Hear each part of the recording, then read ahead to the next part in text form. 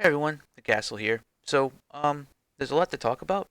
I haven't been really doing enough videos. I really should be doing more videos. It was mainly the Copa thing that kind of Kappa or Copa, whatever the fuck it's called, is kind of just sort of I don't know. It was like a punch in the gut or something like that, and I could probably just get back in line. I already made another video about talking about the whole entire topic anyway. Anyway, in this one, I noticed that there seems to be a hell of a lot of interest when it comes to people um, when it comes to being able to play Dungeons and Dragons in virtual reality. Now, the first concern that I had when I was actually coming together with this was the ability to actually construct like a grid um, in Engine and everything like that. Tonight, I'm probably going to record a video where I'm talking about this more in depth and kind of going over all of the different things that are possible with this, right? It seems to me like this is a topic in and of itself. Like I can create a open world that doesn't have any gameplay and people will populate that world with gameplay provided that it's useful for something like Dungeons and Dragons. One of my main mottos lately has always been to create a game where you can build the game inside of the game. I didn't think about making it like this. It it dawned on me after I saw how much attention that being able to actually have like a Dungeons and Dragons world in VR chat or something like that, the amount of attention that would actually get, but it would actually be really fucking cool. It is actually genuinely interesting to be able to do that. Now I'm gonna be doing further testing tonight. I'll record the testing to see if whether or not it's even really technically viable to do it in VR chat. If it's not possible to do it in VR chat, then it's highly likely that it'll appear in Helios, which is Unreal 4. Anything that I'm doing right now in VR chat is probably going to appear in Helios anyway. Now, Helios is another style VR chat style game done on the Unreal 4 engine. And it just recently got a very big update with voice attenuation and all that crazy stuff. It has the ability to upload avatars. It has all that. It's just in early production right now. And I guess the remaining thing that's needed for it to be something that you'll actually start seeing me using is it has to have like better control scheme and better interface and everything like that. But okay, that's getting off a little bit topic. I mean, now I'm currently potentially going to get hired to work contract with somebody at this point in time. I could probably go into more detail about it later on, and that's going to take a lot of my focus off of the things that I'm currently doing. However, this is something that I really don't want to ignore. This projects like this, where it's a project where you build the game inside of the game, and you let the players. Well, you don't just let players go willy nilly because they won't come up with stuff. You have to give them something to work with, and then people will make something out of it, right? It's like the modding communities and everything like that. For an indie game developer like myself, that's a fucking massively good angle for me to be trying to work. Let's be honest here. My biggest weakness is that I can't develop the sheer amount of content that would be necessary, to compete with a AAA studio. But if I think smarter rather than work harder, the best thing to do is to provide platforms from which other people can provide all of that. In other words, I'm automating essentially the entire AAA industry. I mean, that's kind of a pretty bold way to put it, but I didn't even begin thinking about the prospect of board games in fucking virtual reality or Dungeons and Dragons in virtual reality until I made this one video that I posted on my Twitter, and this video ended up getting more attention than pretty much any of my other videos. That's for sure. Um, In fact, these like really short videos where all I do is I just show something cool and it automatically plays on somebody's feed while they're scrolling down, that's probably a much better way for me to be doing things anyway, right? I mean, like, I know a lot of my content can be kind of long-winded and I can end up talking for a long time, and I probably shouldn't be doing that because I don't really think a lot of people actually listen to what I have to say. I mean, other than the few people that maybe like a handful, maybe 5 or 6 people. But this right here touches on one of my main things. And like you could see here, this isn't the first time I've been thinking about this because Exalive is a game that I'm working on right now where the game can be built inside of the game. It's and I can show you right now. Like I've been putting together the system for players to be able to build weapons and things of that nature, and I actually have that in a functional state right now, where you can save a file to the hard drive that I can parse for the stats of a weapon, for example. So let's go. This is the copper pistol. If I load this, it's loading from the file. Now you notice all these tabs up here. So here's the item. Small copper pistol, a simple pistol made of copper, right? And the item weight is really low because it's not very heavy, it's not very valuable. Its loot table is this, and its inventory sound is that it's a weapon, which would probably be extrapolated out into a bigger list, right? These are the proficiencies required. 1.0 in combat, which means that that would be you have to have your combat proficiency be equal the item's level, right? So it's a percentage of what the level of the item and everything like that. So if it's a level 10 copper pistol, then you need to be a combat proficiency of 10 in order to be able to hold the pistol, and use it or use it effectively.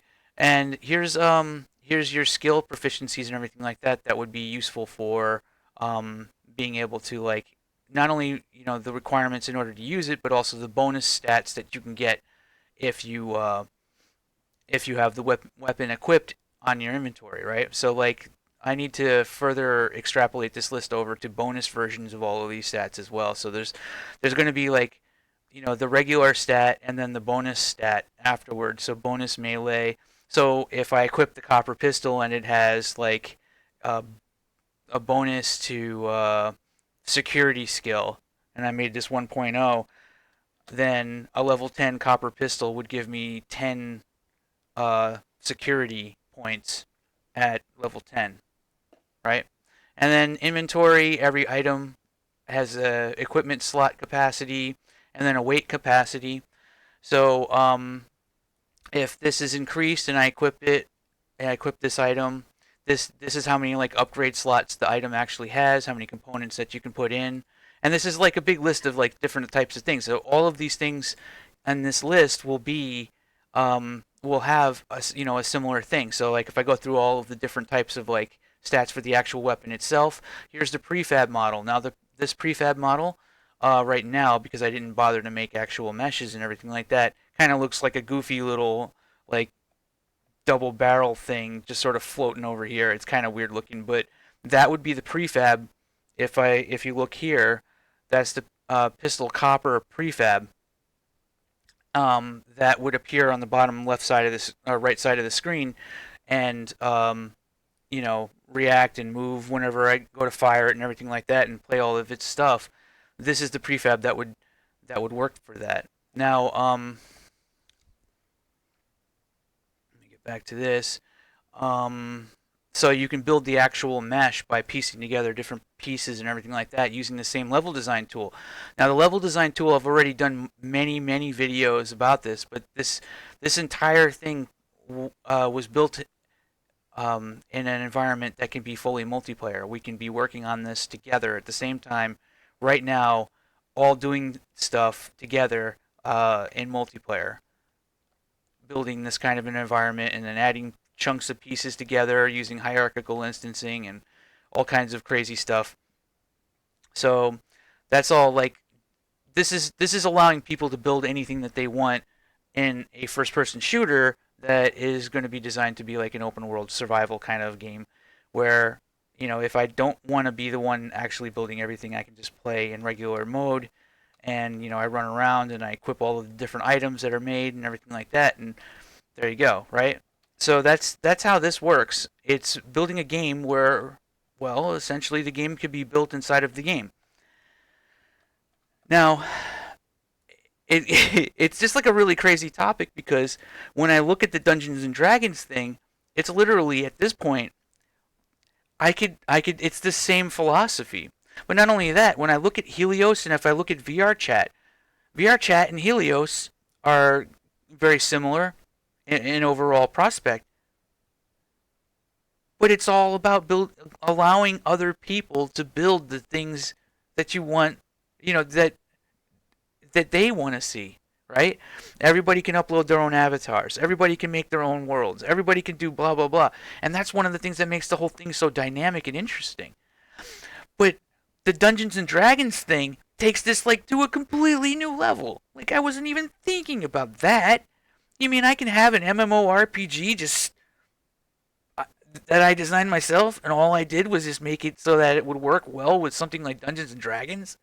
I could build a crazy world where the whole thing is on a grid and just say, "Here you go, guys." Or I can just provide the pieces. I don't even have to build the world. I could just provide the pieces, the prefabs, and people can snap them together in the game. And then I just provide the dice and the a few features and functionality, and everybody can just do the game for me, and it will be better. It'll probably end up being better than anything that a AAA studio would have been able to come up with anyway. Because let's face it, modding communities are better at making stuff. So it's just like,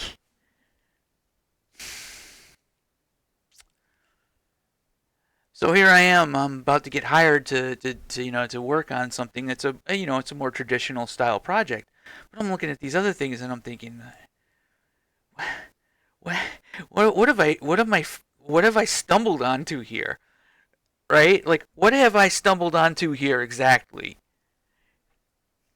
Should I risk it? And I mean, I really am tired of being fucking broke, right? And it's a good paying position, um, where I can still do this stuff on the side. It's just that it's probably going to take a lot of my time. It's going to make things a lot harder for me to continue working on these other projects. The only thing I could think of is like maybe I could start pushing this ideal and like saying, "Here's what I'm doing, help," and like maybe improve my Patreon a little bit so that I can people can like help me stay focused that way, and that way I can continue going down this route because this route seems like it's infinitely better, maybe long term than anything else. Because if I continue down this route of creating these kinds of things, like, I mean, it's sort of like making Super Gary's mods for all kinds of different stuff, then putting it in virtual reality so that people could do the Gary's mod inside of the virtual space, and then every and then who knows what's going to happen next because everybody has the ability to add to it. And then you encourage people to be creative, which is huge, right? Rather than just sort of, you know, um, letting people sort of melt their brains playing something over and over again and grinding, the same five monsters in a zone in some MMORPG or something. This would be this would be helping people be more creative and coming up with interesting ideas and building on to that and communicating with other humans. This Dungeons and Dragons thing ended up being a lot more of an inspiration because it took the ideas that I already was working with and it just knocked it all on its ear. So, good God, what is happening? I could do this with VR chat. I could do it with Helios. Expect another video where I'm probably gonna be kind of drunk in it too, but it's just because whenever I'm hanging out in virtual reality, I tend to drink a little bit. But Um, I'm gonna probably do a recording where we're talking about the construction of a D&D world or something. All right, take it easy. It's just a really interesting. This is just insanely interesting.